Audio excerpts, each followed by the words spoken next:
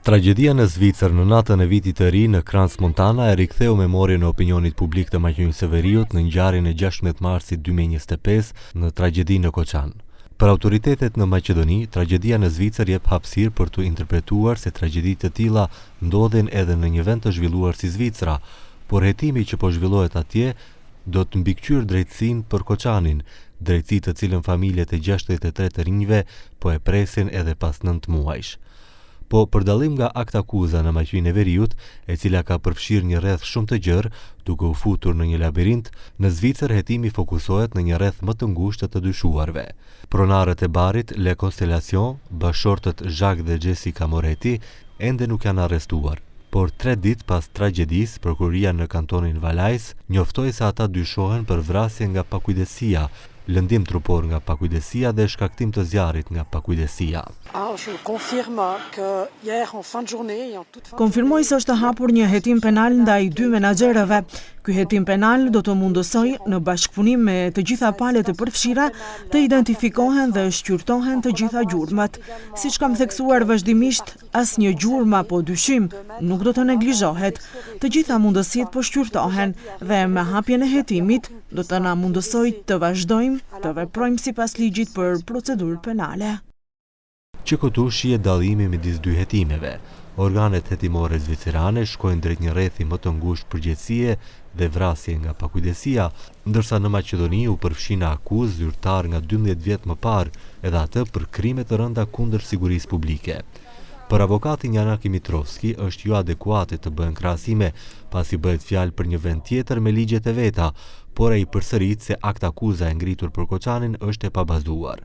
Sipas tij, prokuria jonë është e vetëdijshme se vepra penale ndaj funksionarëve janë të vjetruara dhe akta akuza është e paqëndrueshme, por po e bart përgjegjësinë te gjykata vetëm për të qetësuar opinionin publik. Të gjithë e dim se ky kualifikim që është dhënë është bërë në presion të opinionit publik, që padyshim është e gabuar. Të gjithë jemi dëshmitar se sipas informacionit të kufizuar që kemi nga mediat, atje dyshohen pronarët e barit, pra shkon drejt një rrethi shumë më të ngushtë, për dallim nga tek ne, ku është shkuar shumë gjerë, gjë që e komplikon situatën duke e bërë më të vështirë, sepse një pjesë e madhe ndiqen për bashkëkryerje.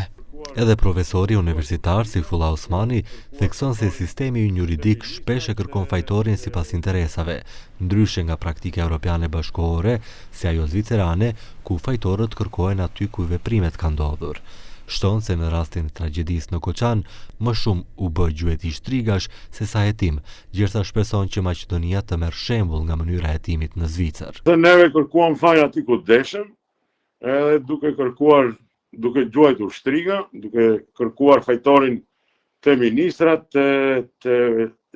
të njerëzit që kanë pas kompetenca shumë herët, kurse ato e kërkojnë të inspektorati, të menaxherët udhëheqës të korporatës, të faktorët të drejt për drejt për inicimin e zjarrit. Më thënë, kështu duhesh e bërë edhe në rastin tonë, edhe unë uroj që edhe në rastin e Koçanit, më thënë, vazhdimësia e hetimit dhe e kërkimit të përgjegjësit dhe shkojnë në këtë drejtim. Të 2 zjarret shpërthyen nga fishek zjarret dhe pothuajse në mënyrë identike. Të 2 objektet kishin materiale lehtësisht të ndeshshme, gjë që çoi në përhapjen e shpejtë të flakëve. Ndryshe nga rasti në Koçan, ku fokusi është tek fakti se diskoteka nuk kishte leje, procedura në Zvicër është më shumë e orientuar drejt përgjegjësisë së rrept për pakujdesi në një objekt që formalisht kishte leje për funksionim, por nuk i respektoi protokollet e sigurisë gjatë festës. Autoritetet zvicerane po hetojnë nëse përdorimi i fishek zjarreve ishte në përputhje me rregulloren e brendshme të objektit dhe ligjet zvicerane. Po ekzaminohet shtresa e shkumës izoluese në tavan, po kontrollohet nëse në bar kishte më shumë mysafir se sa lejohej dhe nëse daljet emergjente ishin të qasshme në momentin e tragjedisë.